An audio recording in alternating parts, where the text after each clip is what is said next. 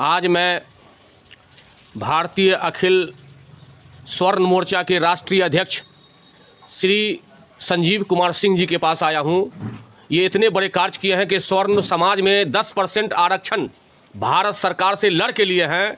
इसी के नज़दीक शोषित, पीड़ित, दलित, फटेहाल के बेबसी त्राही त्राही माम हो रहा है। मैं इनके नज़दीक बहुत ही उम्मीद से आया हूं कि अपने वाणी से ये फटेहाल जो बीएड, एमएड, डीएलएड कर चुके हैं और जिनका एज एक्सपायर हो गया है, ये बीपीएससी द्वारा TRE 3 का एग्ज़ाम हो रहा है जिसमें वो अप्लाई नहीं कर सका, उन लोगों ने वंचित हो गया। इन लोगों को जो है कैसे एज का रिलैक्सेशन हो, आयु में बढ़ोतरी हो, मैं इनके मुख से ये सुनना चाहता हूँ और श्रोता लोगों को जो है संवाद देना चाहता हूँ। सर, आप ये बताइए, जिन लोगों का एज एक्सपायर हो गया है बीपीएससी में, ये 26 फरवरी को जो लास्ट डेट का हो गया है वो अप्लाई नहीं कर सका और इन लोगों का जो है सर्टिफिकेट रद्दी हो गया। अब इनके बारे में थोड़ा क्या बिहार सरकार माननीय नीतीश कुमार से के सोशल मीडिया के माध्यम से मैं कहना चाहता हूं। सर, आप अपने जुबान से कहिए, क्या कहना चाहते हैं?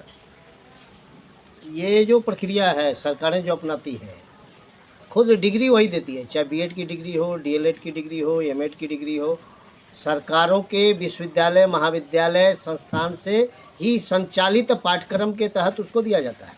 सरकार को पता नहीं है कि जिन बच्चों को हम ये डिग्री दे रहे हैं इसकी अगर उपयोगिता हमें समाज के लिए या सरकार के लिए नहीं हो पाएगा तो इन बच्चों का 30 साल का जो शैक्षणिक तपस्या है, इस तरह की पढ़ाई को पढ़ने में 30 साल लग जाते हैं। यानी जीवन का आधा कालखंड एक डिग्री लेने में ही एक व्यक्ति लगा देता है। लगाता है इसलिए कि हम एक अच्छी शिक्षा लेंगे, एक अच्छी पात्रता का प्रमाण पत्र लेंगे तो सरकार हमको आगे जीने का भी आधार देगी, ठीक है, हमको सरकार आगे बढ़ने का भी आधार देगी। इस सोच के साथ वो डिग्री हासिल करता है और जब वो डिग्री हासिल कर लेता है तो फिर यही सरकार इतना समस्या, इतना मतलब इसके साथ क्वेश्चन मार्क लगाती चली जाती है, पाबंद लगाती चली जाती है, बाधा लगाती चली जा रही है। तो आज इस तरीके के जो लोग हैं उनके पास ऑप्शन ख़त्म है, एज ज़्यादा हो जा रहा है तो वो जिएंगे कैसे? उनको तो मौका मिलना चाहिए।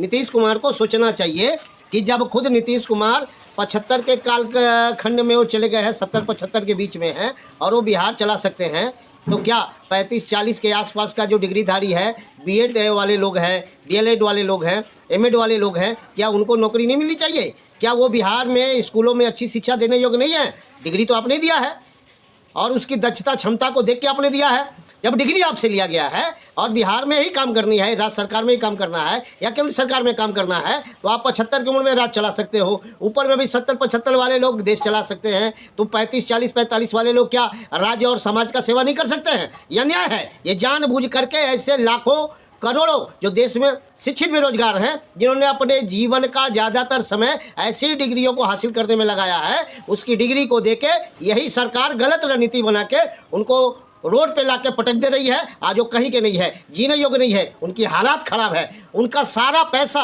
और युवापन तो इसी डिग्री को लेने में चला गया। अब उनके पास आगे जीने के लिए पैसे भी नहीं है, सरकार ऑप्शन भी नहीं दे रही है, दरवाजा भी बंद कर दे रही है। ये बहुत बड़ा मानवीय शैक्षणिक अन्याय है भारत में। इस पर विचार होना चाहिए, इस पर तो अखबारों के संपादक को भी चिंतन करना चाहिए, आलेख लिखना चाहिए। क्या दोष है ऐसे छात्रों को, ऐसे युवाओं को रोजगार से रोकने के कारण क्या है, जबकि उसके पास डिग्री है, ज्ञान है, सक्षमता है और उसको इस देश और राज्य के नेतृत्व से ज़्यादा युवापन शक्ति भी बहुत सालों का बरकरार है। इसके बावजूद उसको नौकरी क्यों नहीं, उसको अवसर क्यों नहीं? यह न्याय है और इसका विरोध हम पहले भी करते रहे हैं। आगे भी जो शिक्षक संस्थान है या फिर इस तरीके के छात्रों के लिए लड़ने के लिए अगर कोई ऑर्गेनाइजेशन चाहेगा कि हमारी मदद उसको चाहिए तो हम खुल के आगे आके मदद करने के लिए तैयार हैं।